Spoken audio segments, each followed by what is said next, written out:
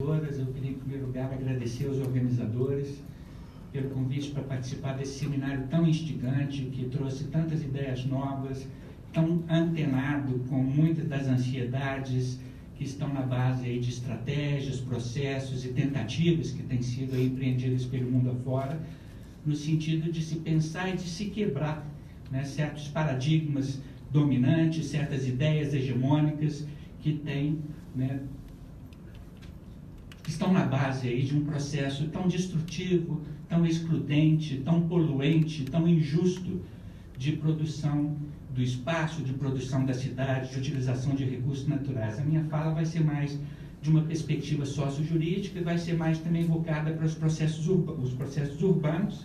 Eu estou adaptando uma fala que eu preparei para um evento que o Renato Cimbalista organizou em São Paulo ano passado, que eu estou chamando de Esse Obscuro Objeto do Direito, e eu vou tentar enfatizar que existe uma multiplicidade de arranjos de propriedade, posse e acesso à moradia em processo de disputa, embora, né, exista uma hegemonia de um certo conceito. Eu vou tentar entender e desconstruir um pouco a razão da hegemonia desse conceito, né? Quer dizer, então, eu vou discutir de forma genérica algumas questões ligadas à propriedade, embora eu prefira o termo, né, acesso à terra e à moradia. Eu acho que a propriedade é uma dimensão dessa discussão muito mais ampla sobre os processos de acesso à terra e à moradia, sendo que um dos problemas que eu percebo mais sérios no contexto internacional da discussão sobre políticas públicas e gestão urbana tem sido a redução dessa discussão tão ampla sobre acesso à terra e à moradia, a questão fundiária e a moradia, uma discussão muito específica sobre propriedade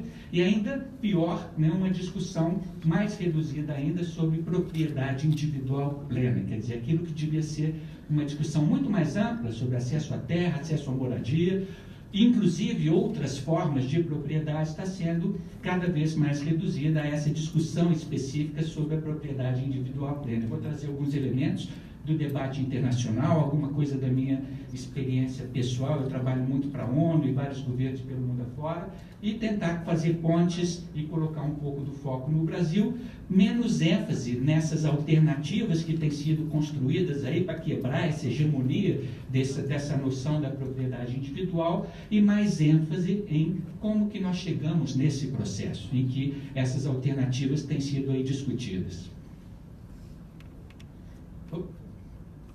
Então, se a gente pensa, né, como é que as pessoas têm acesso à terra e à moradia no Brasil, internacionalmente, há sempre um leque de relações sociojurídicas, né? As pessoas têm acesso à terra e à moradia, às vezes por relações de propriedade individual, propriedade coletiva, condominial, através de processos de compra, doação, herança, uso capião. Muita gente tem acesso à terra e moradia não por processo de propriedade, mas por processo de posse individual, coletiva, seja como resultado de ocupação com ou sem documentos, às vezes através de processo de concessão de direitos reais, de maneira subjetiva, de maneira discricionária, individualmente, coletivamente, seja pelo ato da ocupação da terra, seja por ato de reconhecimento do poder público. Em muitos casos, a forma de acesso à terra e à moradia é regulada por permissões e licenças administrativas mais precárias, mas diversas, que são atos aí do poder público.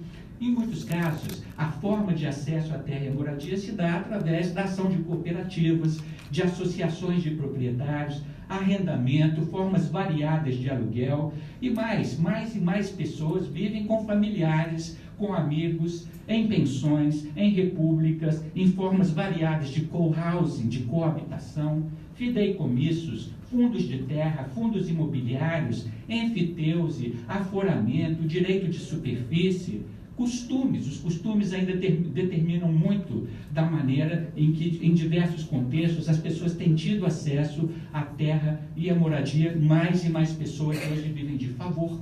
O número e a variedade de práticas informais de acesso à terra, posse sem ou com título, seja em favelas, em loteamentos irregulares e clandestinos, as casas de frente e fundo, que hoje dominam aí grande parte desses processos informais, o aluguel informal, a proliferação de cortiços, o fenômeno da laje, que é tão associado aí com a urbanização carioca, por exemplo. Quer dizer, há uma multiplicidade aí de processos pelas quais as pessoas têm tido acesso à terra e à moradia.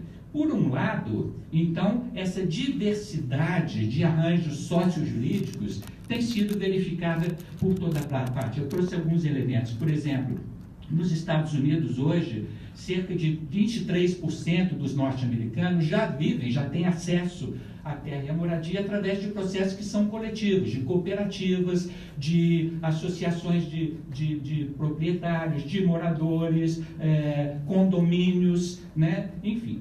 É um número muito significativo, ainda que no contexto da propriedade, mas não individual, a propriedade que é coletiva.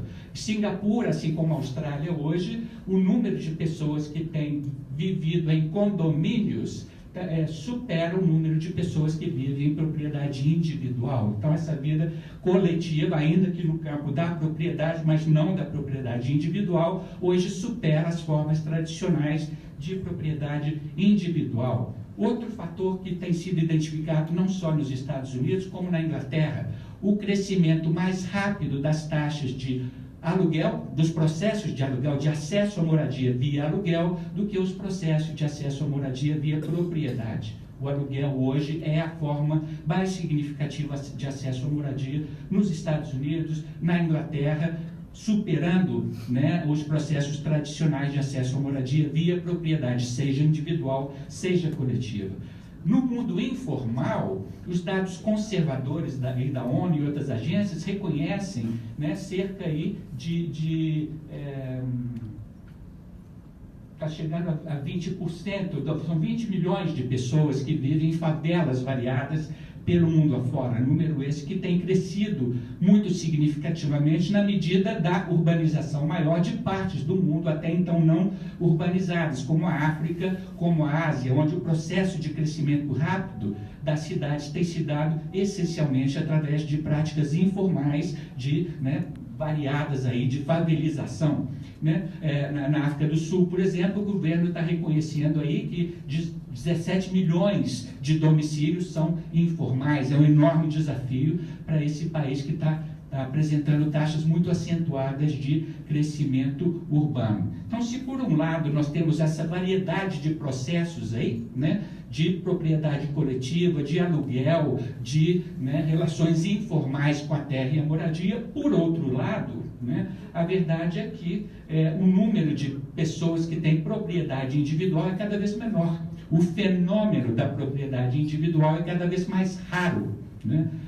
A gente não tem a noção desse descompasso, quer dizer, os dados aí de várias fontes têm apontado, por exemplo, a gente vê variações aí dessa afirmação de que metade da riqueza do mundo é concentrada por 1% da população global. No Brasil, 6 indivíduos tem mais riqueza do que 50% da população brasileira. Então, há variações aí desse processo de concentração absurda da riqueza, de recursos, inclusive imobiliários, nas mãos de um número cada vez mais restrito de pessoas, companhias, empresas variadas. Então, a narrativa da propriedade individual plena se encontra mais fortalecida do que nunca nesse contexto em que a propriedade individual plena tem menos significativo, menos em termos quantitativos, tem menos presença nas práticas aí de acesso à terra e à moradia do que nunca. Então, como explicar esse descompasso entre um processo que perde fôlego, os números cada vez mais reduzidos, mas a narrativa da propriedade individual plena é cada vez mais fortalecida? Quer dizer, a gente pode buscar aí a origem no processo do neoliberalismo introduzido pela Thatcher no começo dos anos 80, quando ela, através de 2 frases, determina os pilares desse movimento, que num primeiro momento mais nacional, depois passa a ser um movimento global, quando ela diz: vou transformar esse país num país de proprietários, e ela diz: não existe essa tal de sociedade. querendo dizer que não há senão, né, direitos individuais e interesses particulares. A sociedade seria tão somente o conjunto dos indivíduos, o conjunto dos cidadãos. Não há classes, não há grupos, não há categorias, não há conflitos, há apenas indivíduos. Então, essa ênfase nos indivíduos, seus direitos e na propriedade individual ganha esse fôlego, né, num processo que hoje, numa esfera globalizada, com mercados, inclusive, mais globalizados do que nunca, tem determinado muito do padrão aí de produção das cidades pelo mundo afora. Quem trabalha com assentamentos informais e programas de regularização sabe da influência das ideias do economista peruano Hernando de Soto, que desde os anos 80 e também tem, né, colocado esse argumento da necessidade de titulação dos assentamentos informais, mas tão somente através do reconhecimento de títulos individuais de propriedade plena, sem considerar qualquer outra forma, né, naquele leque de opções que eu mencionei, de acesso à terra e à moradia. Tudo é investido na noção da propriedade individual, e programas de regularização pelo mundo afora têm gerado milhões de títulos, com uma série de efeitos que a gente pode discutir mais tarde. A própria ONU tem investido nessa narrativa, quer dizer, a ideia que a ONU tem proposto aí para governos pelo mundo afora é de que existiria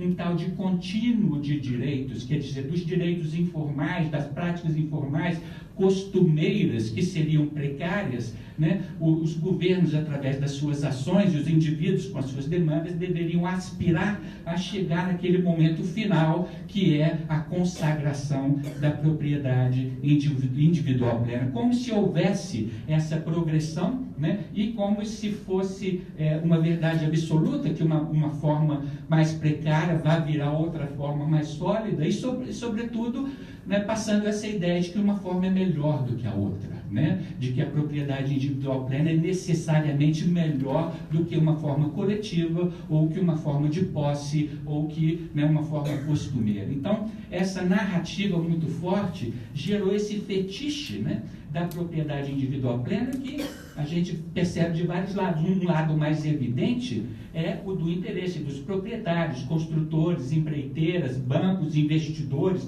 fundos de investimento e governo, que veem no Instituto da Propriedade Individual mais segurança jurídica. Então, há toda uma ênfase no sentido da homogeneização dos sistemas jurídicos e acabar com aquela variedade, aquela pluralidade de arranjos, para apostar tudo na noção da propriedade. Agora, é verdade também que, histórica e culturalmente, sociedades, inclusive a brasileira, introjetaram essa narrativa, né? Uma percepção generalizada de que essa forma da propriedade individual plena é a melhor. Ela é a aspiração, né?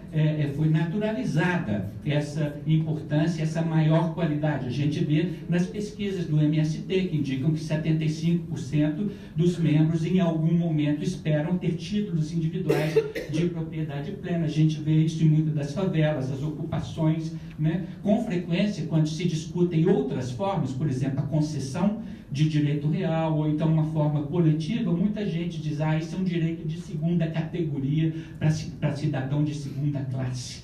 Então, quebrar essa lógica é muito complicado. O próprio Minha Casa Minha Vida, aí produzindo milhões de unidades habitacionais pelo Brasil afora, todas elas através de propriedade individual plena. Então, reforçando essa ideologia, esse fetiche que, não, né, que como eu mencionei, está em completo, né, descompasso com as realidades de como as pessoas efetivamente têm acesso à terra e à moradia. Quer dizer, é uma questão profundamente ideológica que não tem apoio em números e fatos. Os números eu trouxe para vocês. A propriedade é rara, a propriedade é excepcional, né? Ela não pode ser naturalizada como se fosse a forma por excelência ou necessariamente a melhor forma de estabelecer uma relação com a terra e a propriedade, e nem por razões econômicas. As revistas e publicações econômicas, como o Economist, o Financial Times, têm repetidamente trazido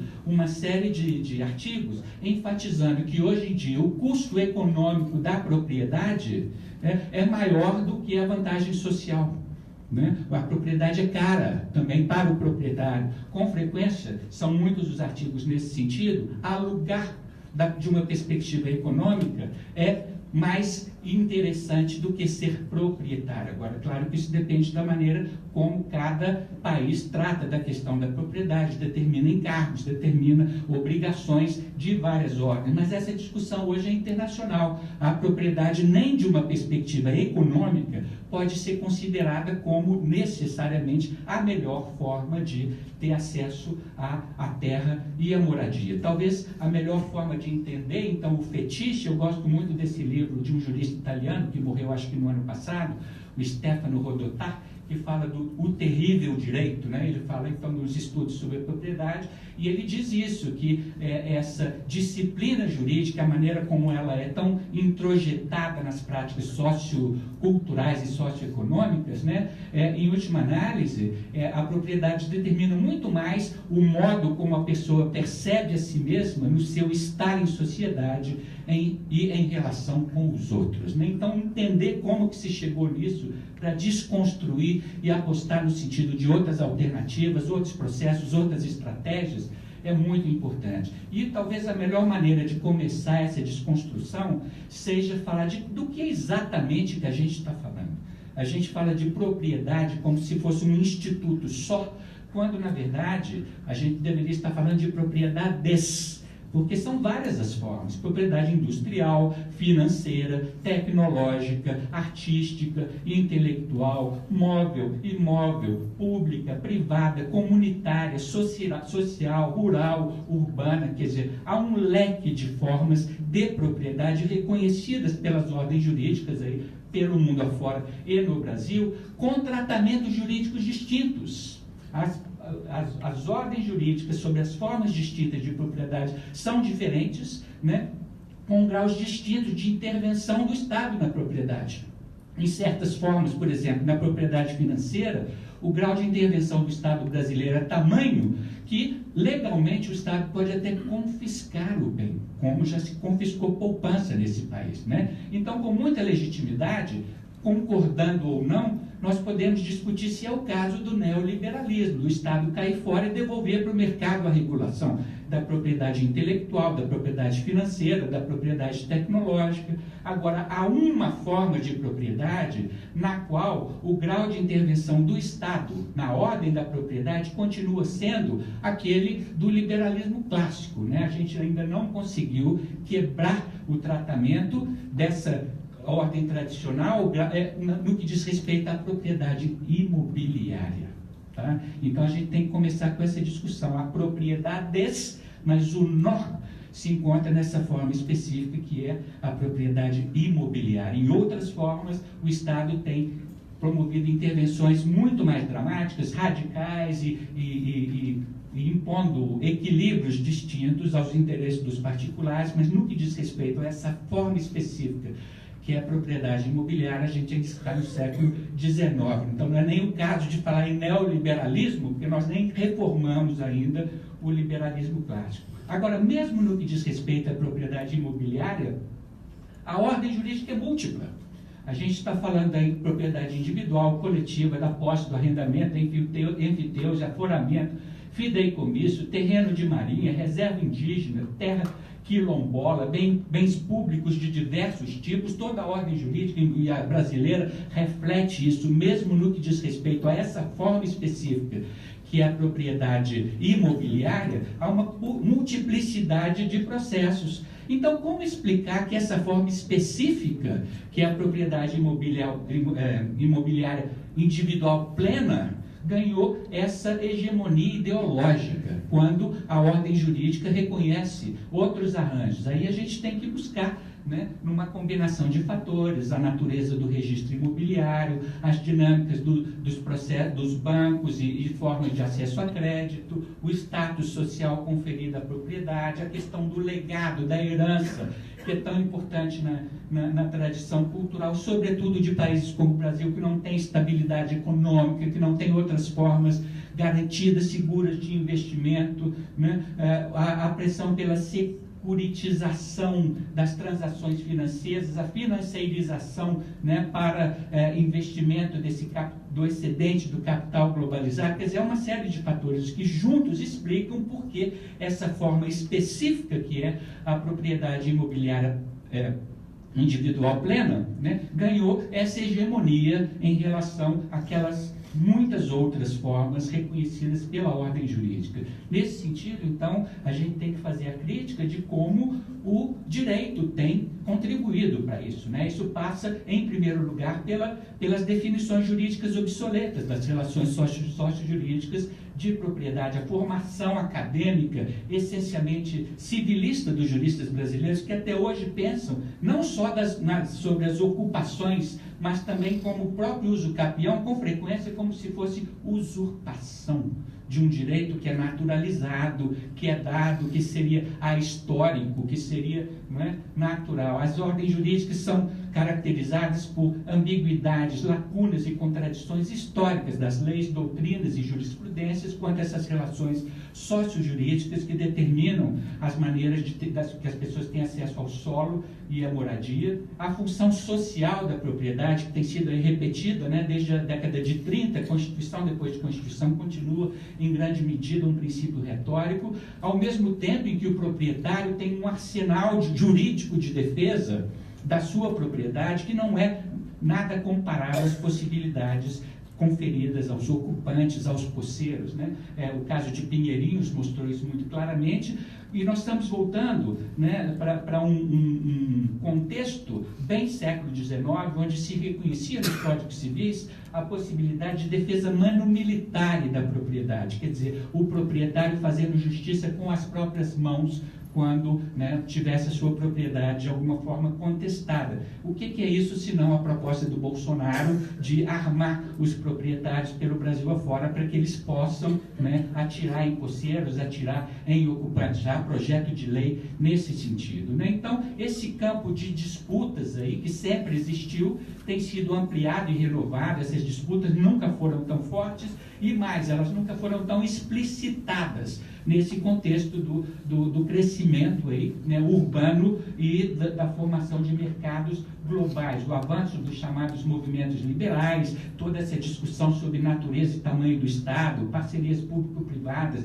a ênfase em estratégias de privatização, cidades estão à venda aí pelo mundo afora, direitos individuais têm prevalecido de maneira absurda sobre qualquer consideração de direitos sociais e coletivos, valor de troca é muito mais reconhecido do que qualquer valor de uso. Isso sempre existiu, essas disputas sempre aconteceram, porém a magnitude desse processo e mais, a maneira como essas disputas têm sido explicitadas, o caráter ideológico delas veio à tona de uma forma que eu, pelo menos, nunca tinha percebido antes. Eu sempre brinco com essa minha primeira experiência de conhecer um oásis na Tunísia, esse lugar lindo com tâmaras e laranjas e cachoeira de água quente, cachoeira de água fria, esse lugar idílico no meio do deserto, né? Até que eu descubro que era uma propriedade privada. Alguém chegou primeiro, cercou, colocou arame farpado, tem um cachorro que persegue quem tenta entrar, que essa foi a demolição de um sonho, né, de que existiria esse lugar comum de todos, mas é claro, no meio do deserto, um lugar que tem o que não tem lugar nenhum, alguém se, né, adonou, como se diz no Nordeste brasileiro. Isso remete muito claramente à noção do Jean-Jacques Rousseau no Contrato Social, que ele diz que a sociedade civil foi fundada nesse momento, em que alguém olhou para a terra e falou, é minha. A partir daí é que começa toda uma história de guerras, de disputas, de conflitos, né? Sobretudo na medida em que os outros, segundo Jean-Jacques Rousseau, os outros muito tolamente aceitam esse argumento que alguém colocou, é meu, com a exclusão dos demais. O que a gente tem visto em termos ideológicos, por toda parte, é essa explicitação manipulada, seletiva, das ideias liberais, bebendo sobretudo na fonte do Adam Smith, como se fosse autorização para o mercado, né, sem regulação, para o mercado pleno, os direitos individuais plenos, né, quando na verdade é verdade que o Adam Smith fala disso, né, associa a natureza humana à questão da propriedade. Agora, o que essa discussão não fala é da própria reflexão do Adam Smith, quando ele diz que a propriedade individual, na verdade, ela gera desigualdade, né? E gera, sobretudo, um governo que é instituído para a defesa dos ricos contra os interesses dos pobres, um governo que é constituído essencialmente para excluir os pobres do acesso à propriedade. Para ele, essa é a natureza política dos governos, desde que, né, o Instituto da Propriedade Individual se estabeleceu. O Amartya Sen, que é um prêmio Nobel de Economia maravilhoso, ele faz esse trabalho incrível de reler o Adam Smith para mostrar que a própria noção da função social da propriedade se encontra lá. Né? A ideia de que o mercado não se autorregula, que ele tem que ser regulado de tal forma que existe um equilíbrio entre interesses individuais e interesses sociais e coletivos. No entanto, essa leitura liberal que se faz, que está aí na base do MBL e outros, né, atores que têm crescido por toda parte no Brasil e fora do Brasil, é essa leitura reducionista, manipulada e seletiva das ideias do Adam Smith. Né? Quer dizer, é nesse contexto, então, que ganha vigor, né, toda uma argumentação de ordem radical, de ordem anarquista, né, a propriedade como roubo, né, a ideia de que temos que enfrentar as formas de propriedade individual e coletiva, né, no sentido de quebrar aí toda essa estrutura de poder político que se constitui a partir do reconhecimento da instituição da propriedade individual. A ideia da propriedade como roubo está na base de muitos desses movimentos de ocupar terra pública, ocupar imóvel vazio, subutilizado. Essa lógica aí está, né, ganhando também muito fôlego na medida da falta de legitimidade, da falta de equilíbrio, né, na maneira como os mercados têm tratado dos interesses individuais em relação aos interesses sociais e coletivos. Então, o desafio é esse. Qual que é a medida, então, de um direito de propriedade? Ele tem sempre de ser um bem econômico, mas não pode ser só um bem econômico, ele tem que cumprir outras funções. O conteúdo, em princípio, é vazio. A Corte Constitucional Colombiana fala que a propriedade tem que ter um núcleo duro, um núcleo econômico duro. O resto, né, que vai ser preenchido pela legislação urbanística e ambiental, sobretudo, é o que vai determinar esse equilíbrio entre interesses e direitos individuais e interesses e direitos coletivos, né, sociais e difusos. O papel do planejamento territorial urbano aí, aqui tem muitos urbanistas, é crucial, porque o planejamento está dizendo, em última análise, é isso. O que pode ser feito, onde, como, quando e por quem, e determinando, direta ou indiretamente, onde que os pobres vivem, na cidade, nas áreas urbanas, qual que é a medida de proteção do patrimônio sociocultural, qual que é a medida de preservação do patrimônio socioambiental. Tudo isso é campo de disputa. Encontrar esse equilíbrio aí é o desafio colocado a gestores e, né, atores da sociedade civil. No caso brasileiro, essa disputa também é muito claramente presente na história, né, fundiária do país, como Nazareno muito bem colocou, né,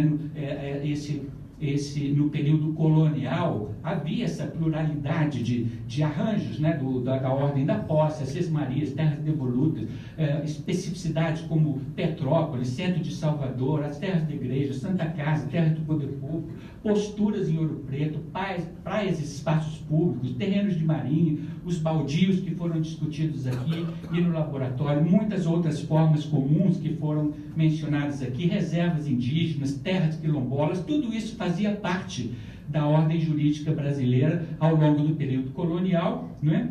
Agora, é rompida esse processo, né, sobretudo com a narrativa liberal que é instituída da propriedade sem posse, né, com a Lei de Terras de 1850 e uma lei igualmente importante, logo depois, que é a Lei do Registro Imobiliário, a Lei do Registro que torna o registro constitutivo da propriedade. Isso não é um princípio universal. Em muitos países o registro é meramente declaratório da propriedade. No Brasil, quem não registra não é dono, né? E a partir daí, aquela exigência de que a terra tinha que cumprir uma função econômica, né, para que o possuidor pudesse continuar, né, exercendo seus direitos, some. A lei passa a permitir o registro da propriedade sem posse. É possível ser proprietário sem usar o bem, né? A ideia da função social, como eu mencionei, continua sendo retórica. A gente não discute, por exemplo, a necessidade da função social do registro. A função social da posse tem sido amplamente negligenciada nesse contexto da hegemonia da discussão sobre a propriedade. E o planejamento territorial, seja urbano, seja rural, que se faz no Brasil, não tem qualquer base fundiária e não se propõe a reverter a estrutura fundiária que foi consolidada com a lei de terras, né? O Raimundo Faoro, em alguma medida, trata dessa questão. São pouquíssimos os livros sobre os processos de urbanização no Brasil que tratam da questão da estrutura fundiária, da propriedade da terra. O nosso planejamento, ele tenta articular planejamento urbano com ambiental, com transportes, com, né, habitação, não toca na estrutura fundiária. Quer dizer, essa desarticulação está na base de muitos dos problemas que nós temos enfrentado. Em outros países, sobretudo de tradição anglo-saxônica, há uma maior diversidade de arranjos fundiários, né, e de produção de moradia social. Há uma maior articulação entre estrutura fundiária, planejamento urbano e políticas habitacionais, sobretudo no pós-guerra. Há um leque de estratégias de áreas verdes, parques, os commons, greenbelts, allotments, os canais, as trilhas, né? Mas mesmo esse modelo, que é mais flexível do que o nosso, ele tem passado por uma crise. Esse paradigma está sendo muito questionado desde que a crise econômica, né, tomou o país. O novo papel das cidades, não mais como apenas o lugar da produção econômica, porque a gente todos passam por um processo de desindustrialização, mas essa nova economia, que é essencialmente financeira, continua sendo urbana, mas ela também é uma economia da cidade, a produção do território da cidade, o investimento crescente nas cidades. Nunca se ganhou tanto historicamente como agora com transações imobiliárias. E nesse contexto, então, a propriedade individual plena está ganhando um outro peso, mesmo em países de uma outra tradição, né, político, jurídico, cultural, como a Inglaterra e outros. Hoje já se discute lá, a gente fala em função social da propriedade, eles têm falado em valor social da terra. Isso está vindo à tona, né, lá também. Então, todas essas estratégias das trilhas, dos commons, dos parques, dos allotments, né, das áreas de jardinagem, enfim, tudo isso tem sido submetido a muita pressão de privatização, flexibilização, desregulação, né? Com frequência as áreas comuns hoje também acabam saturadas. O fenômeno que tem sido chamado de tragédia dos comuns, na medida que os interesses econômicos, né, não são articulados de tal forma a garantir a sustentabilidade dessas áreas comuns, né? Mais e mais a gente vê essas placas, não pode entrar, isso é propriedade privada. Na minha própria experiência de Inglaterra, é impressionante ver como isso agora é muito mais evidente do que era quando, né, eu lá cheguei, que a gente podia atravessar propriedades, fazer trilhas, andar e tudo mais, né? Há uma crítica muito forte dos movimentos trabalhistas sobre como essa estrutura centralizada, privatizada, concentrada da propriedade tem levado à pobreza, à perpetuação da pobreza, né? Ao mesmo tempo em que os próprios jornais econômicos reconhecem que toda a estrutura de poder político da aristocracia tem sido mantida, renovada e ampliada pela perpetuação dessa estrutura que essencialmente é feudal de propriedade, né? E dá toda uma disputa para mudar as leis no sentido de democratizar mais esse processo. Enfim, o que passa lá, aqui e por toda parte é essa hegemonia da propriedade individual plena, uma cultura essencialmente patrimonialista, uma dificuldade crescente de impor quaisquer encargos e obrigações aos proprietários, aquilo que a tradição civilista permite, que é usar, gozar e dispor do bem, está virando o direito de não usar, não gozar, não dispor do bem, em outras palavras, especular. O planejamento, quando ele existe, ele é meramente regulatório, ele quer colocar limites externos, com muita pressão para flexibilização, desregulação, né, utilização de áreas verdes e, sobretudo, uma recusa sistemática de que o planejamento pode ser também, e deve ser também, o poder de obrigar. Você tem que fazer isso. Não apenas dizer o que pode ser feito, mas determinar, você tem que usar, você tem que gozar, ou você tem que dispor. Essa disputa, então, é que está na base desse processo que eu mencionei, desses recordes históricos das transações imobiliárias. A estrutura fundiária que resulta desse embate é essa, de montes de lotes vazios, construções vazias ou subutilizadas, superocupação em alguns casos, formas variadas de cortiço, subocupação, sobretudo, de pessoas mais velhas e mais ricas, que têm muito espaço físico em relação a outros que não têm o mesmo volume de espaço físico.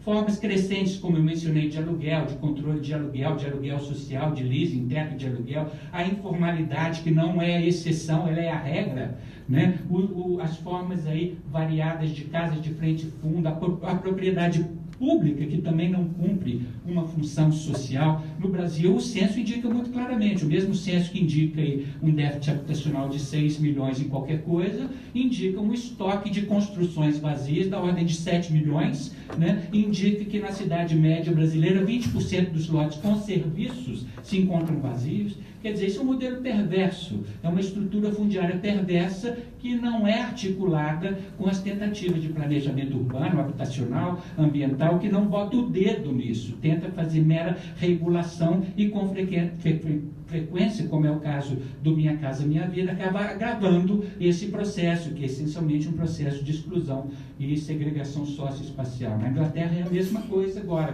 também como resultado da pressão migratória.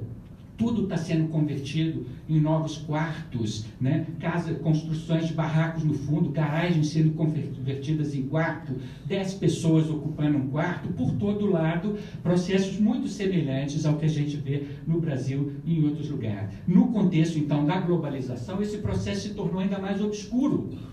Essa financeirização do espaço urbano, do mercado imobiliário e construtivo, tem sido fundamental para a lavagem de dinheiro, para o narcotráfico, várias formas do crime organizado, companhias fantasmas que não pagam tributo nos vários países onde elas têm um estoque enorme de propriedade, fundos de investimento, hedge funds. Nós nem sabemos quem são esses atores.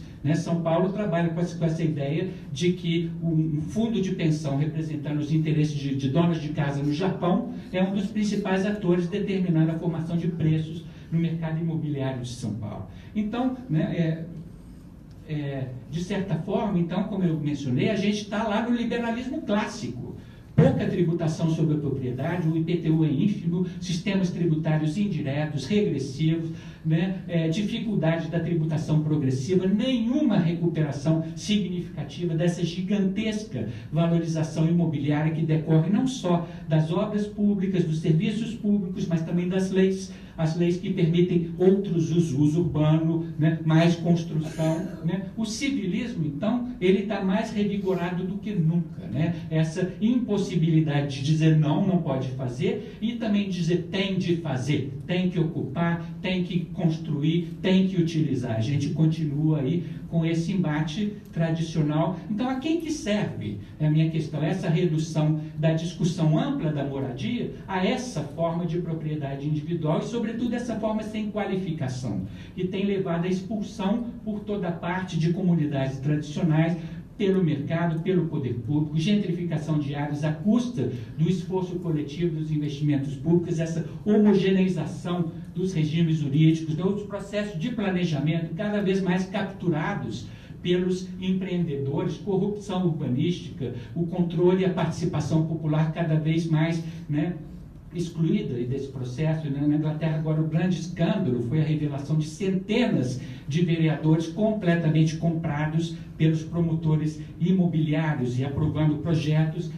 por toda parte. Então, o deslocamento de recursos públicos para o setor privado também está batendo recordes. Seja terra, seja construção pública, crédito construtivo, CEPACs, créditos, subsídios, incentivos, isenções, anistias, o deslocamento de patrimônio público para o patrimônio privado em nome do interesse público em programas de renovação, revitalização, requalificação, também não tem paralelo na história. muito associado com esse mito aí da moradia acessível, né? Não se produz mais moradia de interesse social pelo poder público, então busca-se aí estratégias com o setor privado, Nova York, Londres, por toda parte. Agora, o que se chama de acessível não é acessível para a enorme maior parcela da população cada vez mais empobrecida, que não tem nem no aluguel, né, condições de acesso à terra e à moradia. Então, jornais ingleses o tempo todo discutindo, né, essa crise. Hoje são 500 torres sendo construídas na cidade de Londres, mas não significa mais unidades residenciais, significa, sobretudo, investimento desse excedente de capital em torres que, em grande parte, são mantidas vazias. Não, ou então que são tão caras que não são para quem precisa de moradia. Então, né, toda essa verticalização acaba sendo um símbolo dessa crise profunda da moradia no país, né?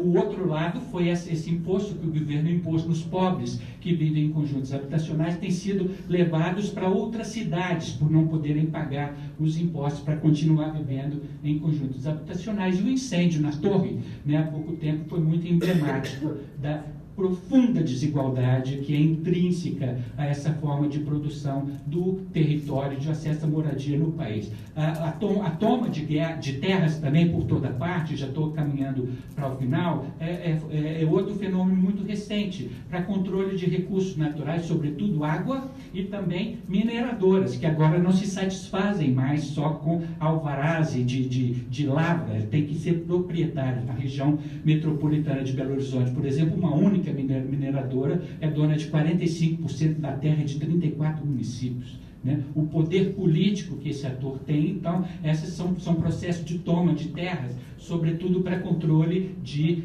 água e áreas de produção alimentícia pelo mundo afora. E processos surreais, as grandes empresas tecnológicas, né, Google e Amazon e outras, também comprando terras gigantescas pelos Estados Unidos afora para criar cidades enormes, né? E mais, os bilionários que não têm onde gastar dinheiro estão comprando boa parte da Nova Zelândia, já antecipando um cenário catastrófico de destruição do mundo. E é lá que eles vão, então, sobreviver, né, no momento desse cataclisma que vai destruir o mundo. Então, e finalmente uma discussão crescente sobre herança, né, aumento da tributação. Hoje a transação imobiliária mais comum na Inglaterra e nos Estados Unidos é a pessoa que não dá conta de manter padrão de vida com a pensão depreciada, vivendo mais, e que vende a casa para seguradoras, ou então pega uma outra hipoteca, né? Agora, o que acontece é que quando aquela pessoa morre, a seguradora toma a casa, então não há mais ideia de herança,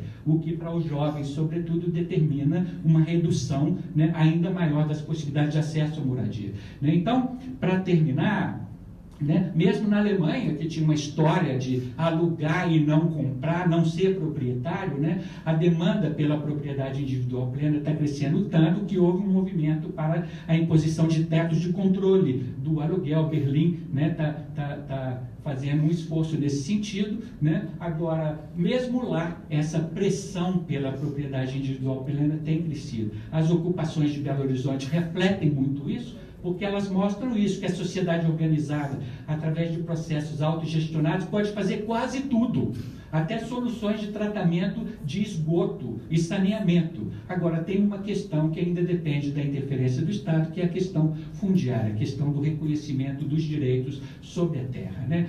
Mas, infelizmente, o que a gente vê é o Minha Casa Minha Vida, apostando na propriedade individual, o programa de reforma urbana em Minas Gerais, que mudou, era concessão de uso, passou a ser propriedade individual. A Lei 13.465, que para mim é a nova lei de terras, ela substitui a lei de 1850, propondo a privatização plena do patrimônio público brasileiro, do Amazonas até os apartamentos funcionais em Brasília, os falsos condomínios de Brasília. Então, é nesse contexto, para terminar, dessa construção, dessa narrativa, que não tem base em fatos, não tem base em dados sociais nem econômicos, é um processo que interessa a um grupo ínfimo da população global, mas que tem sido naturalizado por tanta gente, é que tem surgido alternativas que sempre existiram. São fios de meadas que estão sendo aí recuperados, cooperativas, as Community Land Trusts, condomínios, os comuns, uso capião coletivo. Bolonha está investindo em espaços públicos, Londres agora quer transformar toda a cidade num parque natural. Então, o investimento na propriedade coletiva e não individual. Esquemas em que velhos e jovens vivem juntos, de tal forma que o velho que tem mais espaço físico acomode o jovem que não tem acesso à habitação, né? Em troca de pequenos serviços, né? Estudantes vivendo em casas, em asilos de velhos, também para poder viver no centro da cidade, porque senão eles não têm acesso mais ao centro das cidades. Projetos também de produção habitacional com ênfase em grupos LGBT, jovens e velhos vivendo juntos, porque a exclusão do velho ou da velha, né, da comunidade LGBT é outro processo que tem sido muito reconhecido, né? Práticas variadas aí de buscas de alternativas coletivas, que ênfase em valor de uso, quebra desse modelo tradicional, os co-housings, né, os esquemas que têm surgido por toda parte, as Community Land Trusts que eu mencionei, que estão bombando aí por toda parte, sobretudo nos Estados Unidos, sobretudo em áreas decadentes, áreas centrais, cidades esvaziadas que estão sendo reconvertidas através dessas práticas, onde a terra é coletiva, ou então através desse processo de cooperativas, né? Como é o caso do Uruguai, como é o caso da Espanha, casas comunitárias na Alemanha, por toda parte, até a volta da ênfase na agricultura urbana, na utilização dos espaços baldios para fins comuns, né? Sobretudo para a produção alimentícia mais próxima da população. Esse plano de transformar a cidade inteira numa trama verde-azul, né? Como é proposta aqui também pelo plano da região metropolitana. Bolonha enfatizando a importância dos commons e dos espaços públicos, né?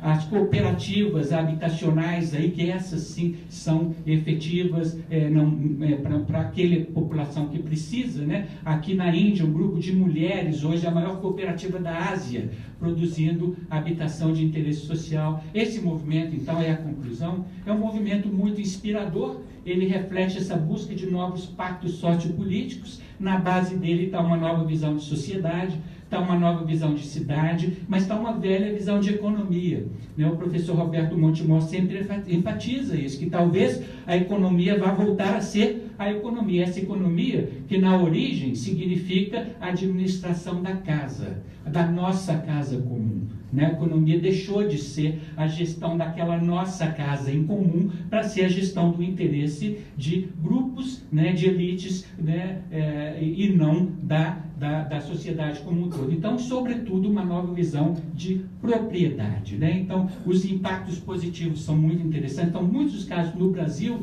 nos quais essas formas alternativas têm garantido maior permanência das pessoas no local e não gentrificação e não expulsão pelo mercado. O bairro da Concórdia, aqui em Belo Horizonte, é um exemplo deles, né? Agora, para terminar mesmo, né, essas soluções coletivas são muito difíceis, né? Acesso à justiça, gestão de bancos de terras e do patrimônio público é difícil, os custos de reconverter um imóvel comercial em um imóvel habitacional são altíssimos, o planejamento continua colocando muita dificuldade a essas estratégias, né?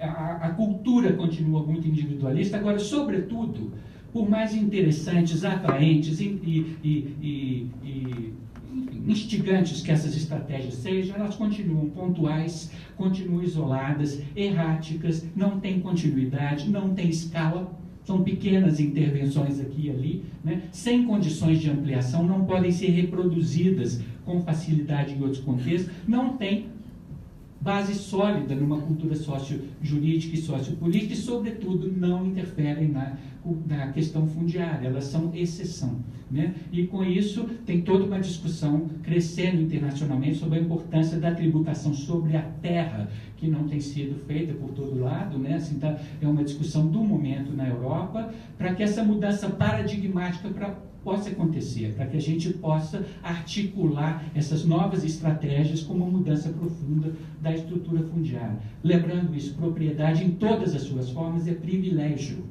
Tá? Para vocês terem uma ideia desse privilégio, 5% das mulheres do mundo têm conta bancária.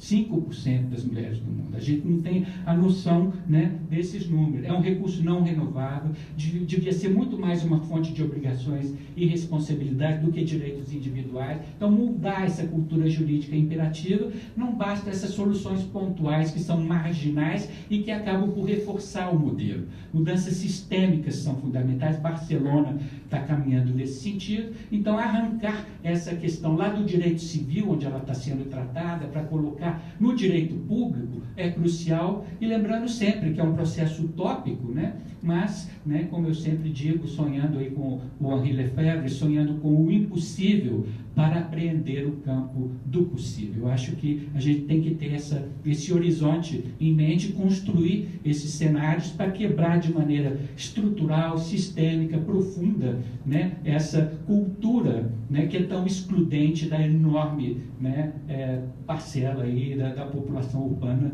pelo mundo afora, para construir cidades mais justas, mais eficientes, mais racionais e mais sustentáveis também. Obrigado.